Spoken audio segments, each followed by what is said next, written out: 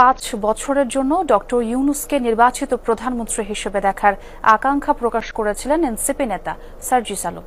কিন্তু তার এই ইচ্ছাকে আমলে নিচ্ছে না রাজনৈতিক দলগুলো। রাজনৈতিক বিশ্লেষকরা এই বক্তব্যকে দেখছেন বিভ্রান্তিকর ও প্রোপাগান্ডা হিসেবে। তাদের মতে প্রধান উপদেষ্টাকে পদত্যাগ করে রাজনীতিতে যুক্ত হতে হবে।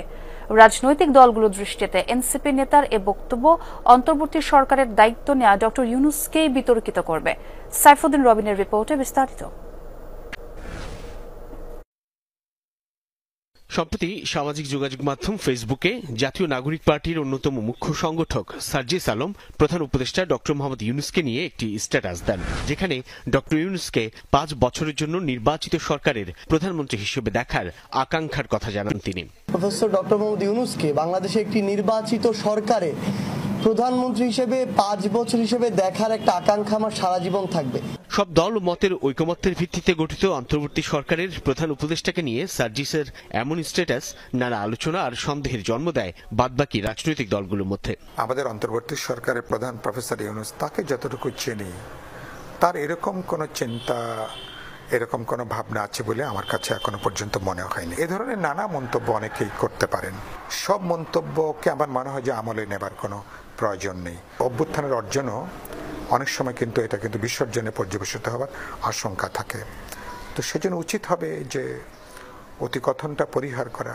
এই রাজনৈতিক বিশ্লেষক মনে করেন ডক্টর ইউনূসকে প্রধানমন্ত্রী পদে দেখার এই আকাঙ্ক্ষা প্রকাশ জনগণকে এক ধরনের বিভ্রান্ত করার চেষ্টা। আমরা এখনো শুনিনি ইউনূসের কাছ থেকে যে তিনি এই বিষয়ে কোনো বক্তব্য দিয়েছেন কিনা, যে 5 বছরের বিষয়ে। না দিলে আমরা মনে করছি যে তারও একটা অ্যাম্বিশন আছে তাহলে 5 বছরের ব্যাপারে, কারণ এরা তো তারই লোক। আপাতত মনে হচ্ছে তারা গভর্নমেন্টের একটা প্রপাগান্ডা মেশিন হিসেবে তারা তাদের রোল প্লে করছে। প্রপাগান্ডার উদ্দেশ্য তো তাই, বিভ্রান্ত মানে কি, পাবলিক ওপিনিয়নটাকে তার দিকে নিয়ে আসা।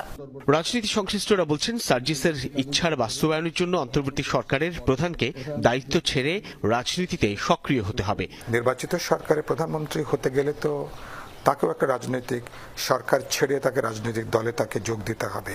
তাকে আগামী ত্রয়োদশ জাতীয় সংসদ নির্বাচনে তাকে অংশগ্রহণ করতে হবে, নির্বাচন করতে হবে, স্ট্রিম গভর্নমেন্ট ভেঙে দিয়ে রাজনৈতিক দলের নেতৃত্ব গ্রহণ করতে হবে। এর তো সমস্যা নাই। তবে অনির্বাচিত অবস্থায় 5 বছর থাকতে পারবেন না উনি। এইটা হলে ক্রাইসিস আবার রিকার করবে, আবার ঘুরে ফিরে আসবে। সার্জিসের ইচ্ছের ব্যাপারে এনসিপিও এখনো কোনো আনুষ্ঠানিক বক্তব্য দেয়নি।